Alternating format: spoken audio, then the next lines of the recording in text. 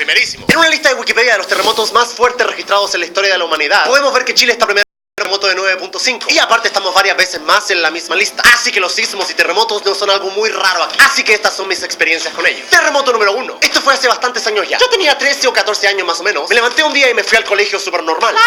Estaba en el colegio en una clase de artes, recuerdo, y mi salón estaba en el tercer piso del colegio, que más o menos sería como el piso número 7 de un edificio normal. Altos los salones. Yo estaba nervioso porque tenía que entregar una pintura que aún no había terminado, que si no la hacía y la entregaba rápido me iban a reprobar. Así que ahí estaba yo pintando rápidamente. Luego de mucho esfuerzo terminé mi pintura, pero tenía que esperar que la pintura se secara para poder entregar el trabajo. Así que no se me ocurrió nada mejor que pararme con mi dibujo en la puerta del salón esperando que se secara. Mientras estaba fuera del salón esperando que mi dibujo se secara, empezó el terremoto. Probablemente muchos de ustedes no han vivido un terremoto. Quizá un sismo sí, pero no un terremoto. Más o menos para que se den una idea, sería algo así.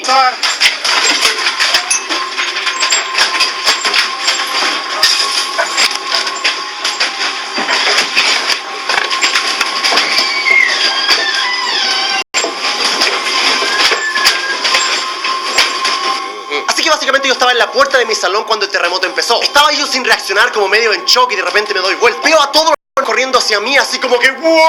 Así que salimos todos corriendo y nos fuimos a la zona segura del tercer piso del comillas, porque ninguna zona es segura en un terremoto. Aún en el tercer piso del colegio estábamos esperando que el terremoto pasara. Estábamos básicamente hablando entre nosotros para calmarnos y que no nos desesperáramos. Pero había niños llorando, gritando por todos lados, era un caos. Y yo pensé en ese momento, el profesor sabrá qué hacer. Así que yo empecé a buscar con la vista en el grupo de personas que estaban ahí al profesor. Cuando en eso miro para abajo y veo al profesor corriendo en el primer piso derechito hacia la salida. Más o menos mi reacción fue algo así como...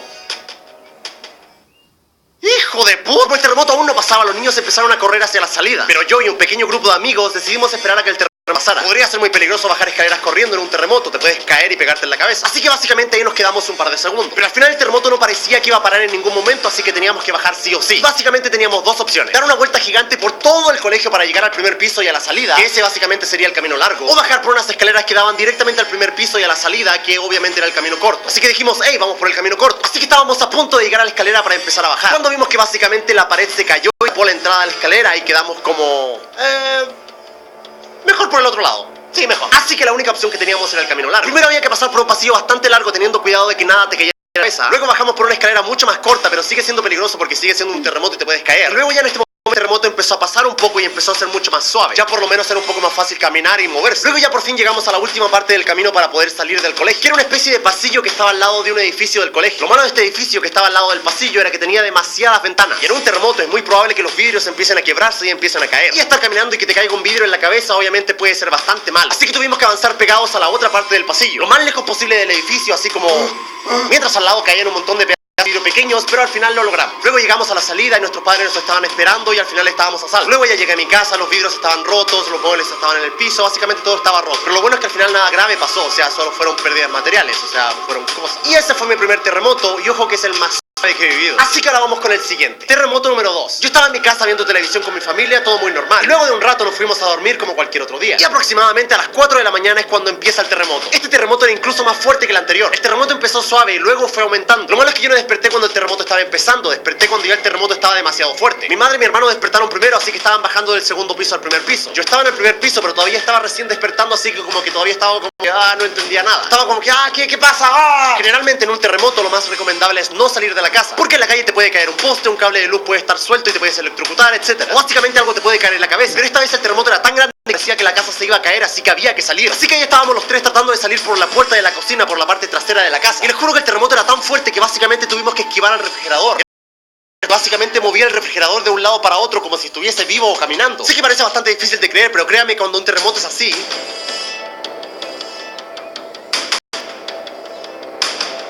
absolutamente todo se está moviendo. Así que básicamente tuvimos que esperar a que el refrigerador se moviese hacia un lado para poder correr hacia la puerta, porque si te llegaba a aplastar este refrigerador no era algo muy bueno, sinceramente. Mi madre, como podía, estaba tratando de meter la llave en la puerta para poder salir, que básicamente en un terremoto eso es tan difícil como poner el hilo en una aguja. Cuando finalmente logramos abrir la puerta, logramos salir. Yo recuerdo que básicamente mi hermano salió primero y se fue a un rincón. Yo y mi madre salimos después tratando de no caernos en el terremoto. En ese momento yo solo vi la cara de mi hermano mirando así como...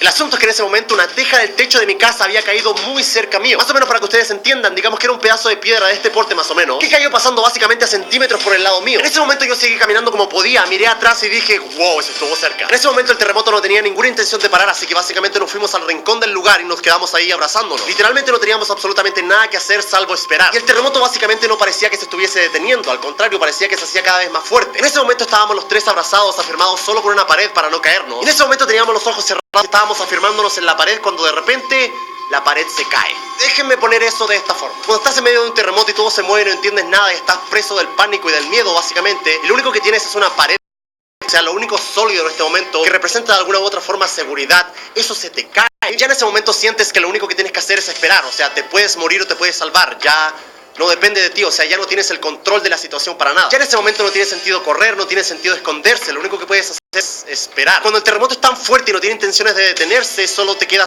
y dices, ok, hasta aquí llegué, se acabó, aquí me voy a morir. Pero ya luego de un rato el terremoto empezó a parar y se empezó a sentir un silencio horrible en la ciudad. Podías escuchar como toda la ciudad estaba en silencio y en shock. Luego poco a poco empiezas a escuchar la sirena de los policías, de los bomberos, básicamente es como una película. Ya luego de un rato salimos a la calle, nos empezamos a encontrar con los vecinos, estábamos viendo que todos estuviesen bien. En ese momento obviamente ya no había luz, se había cortado la luz, así que lo único que podíamos hacer era escuchar radio a través de una radio con batería para saber qué estaba pasando en el país. Y ya, supuestamente en ese momento ya había pasado lo peor aparentemente, pero no. Aquí empieza la parte que yo más recuerdo personalmente en este terremoto. Para mí lo más terrible de este terremoto no fue directamente el terremoto, sino fue lo que pasó después. A partir de ese día se cortó la luz y se cortó el agua. Nosotros afortunadamente después del terremoto lo único que hicimos fue llenar botellas de agua porque sabíamos que se podía cortar el agua. En la calle podías ver un montón de familias que estaban fuera en la calle porque tenían miedo de entrar a sus casas. Después de un terremoto así, nadie quiere entrar a su casa porque te sientes en trauma. En ese momento te olvidas de tomar una ducha o básicamente es increíblemente difícil ir al baño. Definitivamente no quieres estar en la ducha y que otra vez un terremoto. El problema grave empezó cuando empezamos a escuchar rumores al otro día. Generalmente en un terremoto la gente se ayuda entre sí y nos cuidamos básicamente entre nosotros. Pero siempre hay un grupo de personas que se aprovecha básicamente de la situación. Se aprovechan del caos y se aprovechan que básicamente las personas están con las defensas bajas para empezar a robar. Así que todos los hombres del vecindario tuvimos que tomar turnos para patrullar por las calles. Todos agarramos fierros, cuchillos, básicamente cualquier cosa para proteger. Porque la policía básicamente estaba demasiado ocupada lidiando con problemas mucho más importantes. Así que básicamente tuvimos que cuidarnos por nuestra cuenta. Por un periodo de 2 semanas el sector donde yo vivía se sentía como una guerra. En las entradas del condominio habían personas haciendo guardia alrededor de fogatas. Y en las paredes de alrededor habían personas patrullando básicamente también haciendo de guardia. Por unos días todo estuvo bien y tranquilo. Aparte de seguir lidiando día y noche con los temblores, porque siempre luego de un terremoto muy grande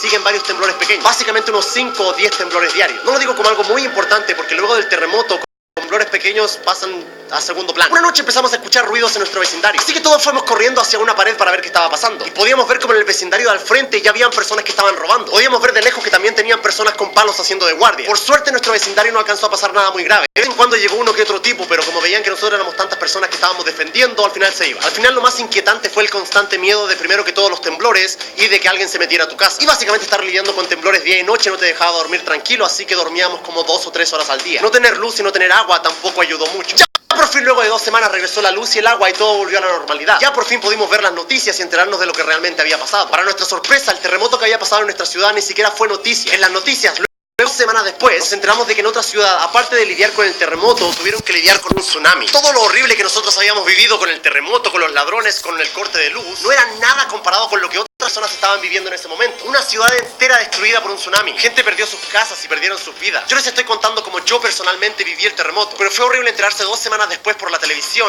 Yo estaba viviendo básicamente no era nada comparado con lo que estaban viviendo otras personas. Y bueno, quería compartir esta no muy feliz historia. Les he contado tantas cosas de mi vida que sinceramente no haberles contado esto se sentía como un poco raro. Sería genial decir que este tipo de cosas no van a volver a pasar, pero eso sería mentir. Es muy probable que vuelva a pasar y no solo una vez, sino que varias veces, pero seguimos en pie. Bueno chicos, este fue un video un tanto diferente, lo sé, pero no sé, sentía que tenía que contarles esa pequeña parte de mi vida que no les había contado. Les mando un abrazo psicológico gigante y nos vemos el viernes para un video ya normal como siempre.